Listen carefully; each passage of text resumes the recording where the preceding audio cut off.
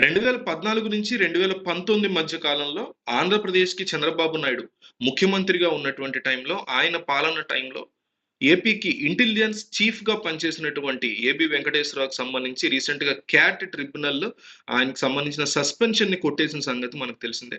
జగన్మోహన్ రెడ్డి ప్రభుత్వం కక్షగట్టి వేసినటువంటి రెండో సస్పెన్షన్‌గా తెలుగుదేశం పార్టీ గాని, ఏబీ వెంకటేశ్వరరావు గాని అనేక సందర్భాల్లో ఆరోపణలు చేసినటువంటి పరిస్థితి ఉంది.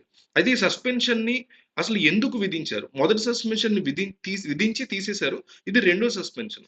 మొదటి సస్పెన్షన్‌కి సంబంధించినటువంటి అంశం ఏంటంటే, ఆయన ఇంటెలిజెన్స్ చీఫ్‌గా ఆంధ్రప్రదేశ్‌కి ఉన్నప్పుడు ఇజ్రాయెల్ నుంచి ఫోన్ ట్యాపింగ్ పరికరాల్ని ఆయన పర్చేజ్ చేశారు అంటూ కూడా తీవ్రమైనటువంటి ఆరోపణల నేపథ్యంలో ఆయన మీద అభియోగాలు మోపింది జగన్ ప్రభుత్వం. ఆ తర్వాత ఆయన్ని పక్కన పెట్టి ఆహ్, ఆయన్ని అసలు ఐఏఎస్ గానే కంటిన్యూ చేసే పరిస్థితి లేదనేసి పక్కన పెట్టేశారు.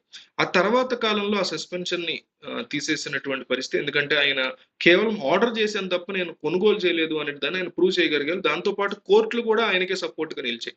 సో, ఆ తర్వాత ఆయన సస్పెన్షన్ పోయింది. మళ్ళీ రెండోసారి జగన్మోహన్ రెడ్డి ప్రభుత్వం మరొక కొత్త ఆరోపణను కూడా తెర మీదకి తీసుకురాకుండా అవే ఆరోపణలతో రెండోసారి మళ్ళీ సస్పెన్షన్ విధించింది. అంటే ఇదంతా కూడా ఒక కక్షపూరితమైనటువంటి చర్యగా నడిచింది. అయితే రేపు మళ్ళీ చంద్రబాబు అధికారంలోకి వస్తే ఆయన కూడా జగన్మోహన్ రెడ్డి ఉన్నప్పుడు ఉన్న అధికారుల మీద కక్ష సారిస్తారేమో మనకు తెలియదు. సో రాజకీయం అంటే కూడా అధికారుల మధ్య, కొత్త పాలకుల మధ్య కక్ష సాధింపు చర్యలు అన్నట్టే మనకు కనిపిస్తుంది.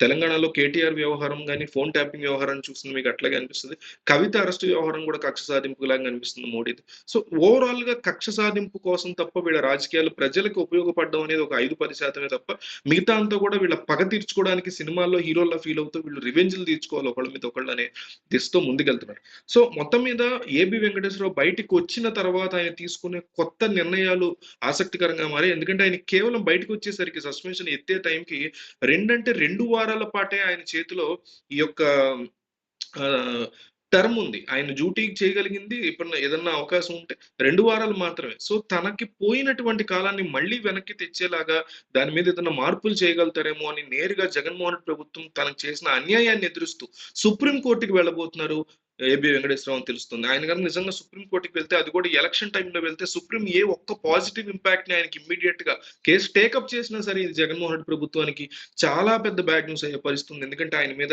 ఎక్కడా లేనటువంటి ఆరోపణలన్నీ గుప్పించింది జగన్ సర్కార్. ఎక్కడా కూడా ప్రూవ్ చేయలేకపోయారనే ఆరోపణలున్నాయి. సో, ఈ నేపథ్యంలో ఆయన సుప్రీంకి వెళ్లి కాస్తంత ఊరటను లభించుకోగలిగితే రానున్నటువంటి 4 రోజులు, 5 రోజుల్లో ఎలక్షన్ టైమ్‌లో డెఫినెట్‌లీ ఇది జగన్ ప్రభుత్వానికి భారీ పిడుగయ్యేటువంటి పరిస్థితి ఖచ్చితంగా కనిపిస్తుంది. ఈ నేపథ్యంలో ప్రజలు ఎవరి వైపు ఉన్నారు? ప్రజలు ఎవరికి ఓటేయాలనుకుంటున్నారో అది మీరు కామెంట్‌లో చెప్పండి. ఓట్ ఫర్ జగన్ లేదా ఓట్ ఫర్ చంద్రబాబు అని మీ అభిప్రాయాన్ని క్లియర్ కట్‌గా స్పష్టంగా కామెంట్‌లో చెప్పండి. ఏపీ ప్రజలు ఎటువైపు ఉన్నారో తెలియాలి. ఎందుకంటే అనేక సర్వే రిపోర్ట్‌లు వస్తున్నాయి. కానీ ఎవరు కూడా కరెక్ట్‌గా చెప్పలేకపోతున్నారు. సో, మీరు చెప్పండి ఎవరు గెలుస్తారు?